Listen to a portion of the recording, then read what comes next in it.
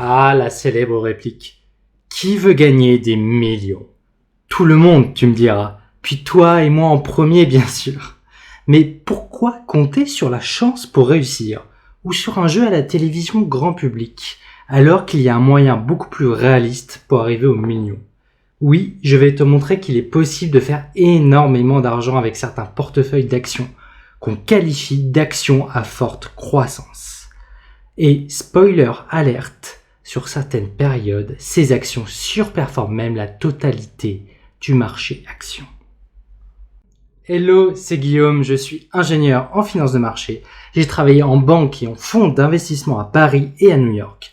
Je t'aide aujourd'hui en vidéo et avec mes outils pour faire croître ton patrimoine. En cadeau, dans cette vidéo, je te donnerai accès à un outil gratuit pour monitorer ton portefeuille personnel d'actions à forte croissance. Allez, c'est parti.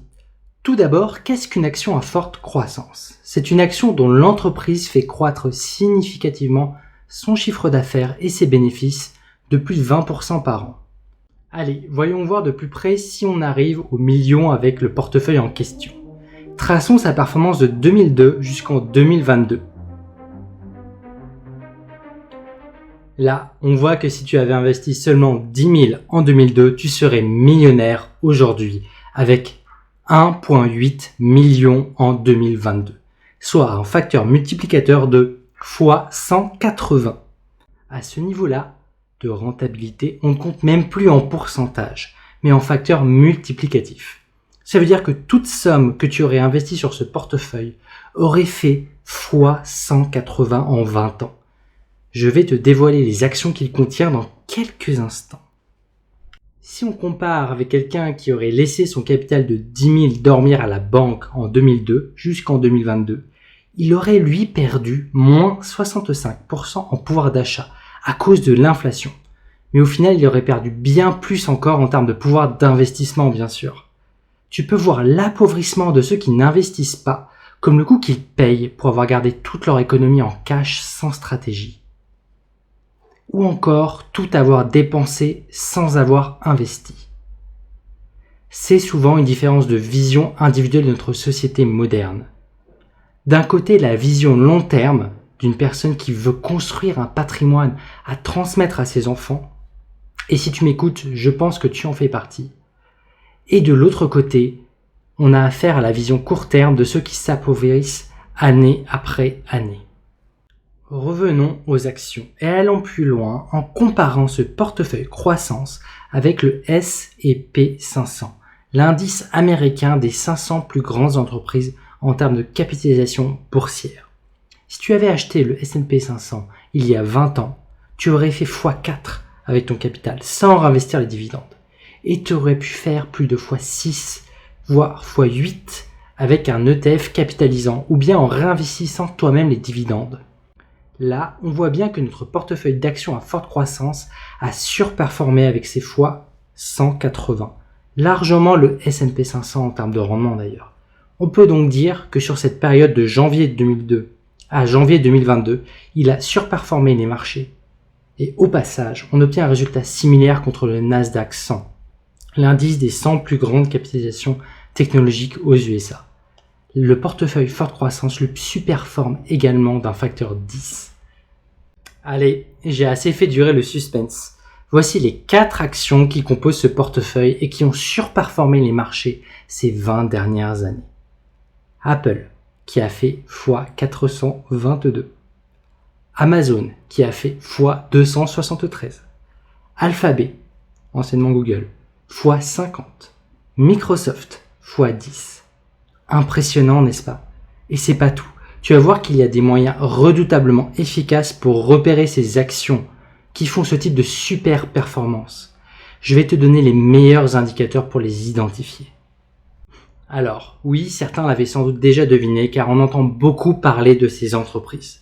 Elles comptent parmi les entreprises les plus grandes du monde. Elles appartiennent au secteur technologique.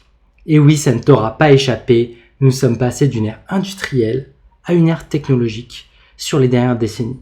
Même si, ces derniers temps, on a eu un retour à certaines valeurs plus concrètes, comme l'énergie qu'il faudra surveiller de très près.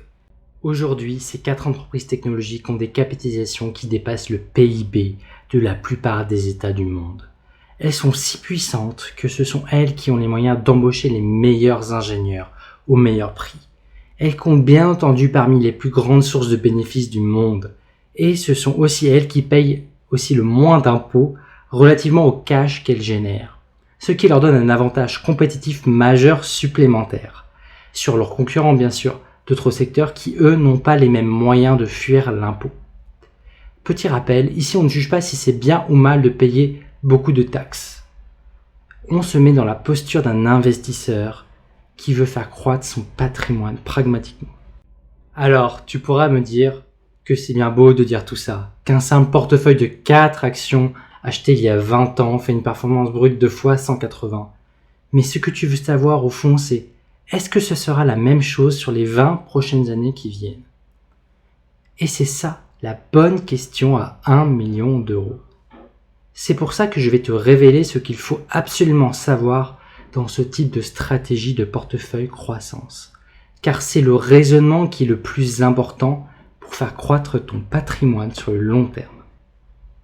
Le problème majeur de ces stratégies action-croissance, c'est qu'il faut bien suivre les cycles économiques et avoir la bonne lecture du marché pour rebalancer son portefeuille quand il le faut, vers soit du cash, des options ou des actions plus défensives en cas de retournement économique. Car oui, un portefeuille croissance peut se prendre des claques énormes. Et quand je dis énorme, c'est moins 60%, moins 80%. C'est comme prendre un briquet et mettre le feu à ses économies. Vu qu'on parle de risque, on va essayer de le mesurer simplement, par ce qu'on appelle la volatilité historique. C'est l'intensité de l'agitation du prix de ces actions observées. En gros, est-ce que ça bouge beaucoup ou pas? Si on compare par rapport à des indices, bien sûr, une action a très souvent une volatilité plus importante. Et c'est dû au caractère diversifié des indices, qui profitent d'actions différentes qui évoluent dans des sens contraires, et qui annulent donc, si tu veux, la volatilité au sein même de l'indice. C'est pour ça qu'on dit qu'avoir des actions anticorrélées dans son portefeuille décroît le risque de ton portefeuille. On appelle ça l'effet positif de la diversification. J'avais fait une vidéo sur le sujet si tu veux en savoir plus. Ensuite, il est très important de comparer son portefeuille en termes de risque et de performance, et non uniquement avec la rentabilité historique. Ainsi, on peut calculer ce qu'on appelle le Sharpe ratio. C'est le rapport du rendement observé sur le risque observé. Lorsque cet indicateur est supérieur à 1 sur une période donnée, c'est que pour chaque unité de risque pris, on gagne davantage en rentabilité. C'est donc un excellent indicateur sur un portefeuille d'actions croissance, où on recherchera des Sharpe ratios bien supérieurs à 1, pour mesurer si le risque qu'on prend vaut le coup ou non. Car ce type de portefeuille action-croissance, acheté au début de périodes de récession et de forte inflation, peut entraîner les pires résultats du marché. Passons à un des indicateurs fondamentaux les plus importants. On regarde le PER, Price Earning Ratio. Tu peux voir ce ratio financier comme le nombre d'années en bénéfices réalisés par l'entreprise pour repayer sa capitalisation boursière. Par exemple, un PER très élevé, à 30, signifierait qu'il faut 30 années de bénéfices pour équivaloir le nombre total d'actions fois le prix de l'action de l'entreprise. Ce qui est énorme face à un PER plus abordable comme 12 par exemple. Comme on anticipe que ces entreprises dites de croissance vont avoir des résultats encore meilleurs dans les années qui viennent, on regardera plutôt un PER qui prend en compte les estimations des résultats à 1 an dans le futur, basé sur les analyses financières des comptes de l'entreprise, qui peuvent être réalisées à ton niveau personnel ou bien en t'informant auprès d'analystes financiers et de professionnels du secteur réputés. On appelle cet indicateur le Forward PER, ou en français un PER en avance. Ainsi, si on anticipe une croissance forte du PER d'une action dans les années qui viennent, il y a de très grandes chances que le cours du titre évolue positivement. Et inversement, bien sûr, on peut anticiper un retournement du marché si le PER futur s'écroule. Ce qui est intéressant avec cet indicateur, c'est qu'il est souvent en avance sur le marché et qu'il a prouvé être très souvent efficace pour anticiper les cours futurs. Enfin, et c'est le plus important, il faut prendre conscience que ces fortes croissances d'entreprises doivent être financées et qu'elles ont souvent des besoins en cash considérables. Du coup, elles sont les premières impactées par les cycles économiques. C'est-à-dire qu'il y a des périodes avec des politiques monétaires accommodantes et des politiques monétaires contraignantes. Et que si tu anticipes un contexte d'inflation très élevé et des perspectives de croissance très faibles, alors ça ne sera clairement pas le portefeuille à faire. A l'inverse, si tu anticipes une forte reprise économique et une inflation faible, ce serait alors un excellent moment pour constituer un bon portefeuille de croissance pour les prochaines années et aller décrocher le million. Comprends-moi bien, je te dis ici que tout est possible. Tu peux faire 1 million, mais ce n'est pas facile. Il va falloir travailler dur. Personnellement, ça a été ma stratégie préférée en période de politique monétaire accommodante. Et ça m'a permis de faire croître mon capital personnel acquis par les revenus du fruit de mon travail par un facteur multiplicatif que je garderai pour moi. Pour que tu puisses passer à la pratique de ton côté, je te propose un outil gratuit pour monitorer ton portefeuille d'actions de type croissance. C'est sur guistorm.com, le lien est dans la description. Tu peux liker cette vidéo avec un clic sur le pouce vers le haut. Pour ne pas manquer ma prochaine vidéo, tu peux t'abonner. C'est gagnant-gagnant. Et petit rappel au passage, bien que je sois un professionnel des marchés, tu es responsable de tes actions et cette vidéo n'est pas un conseil en investissement.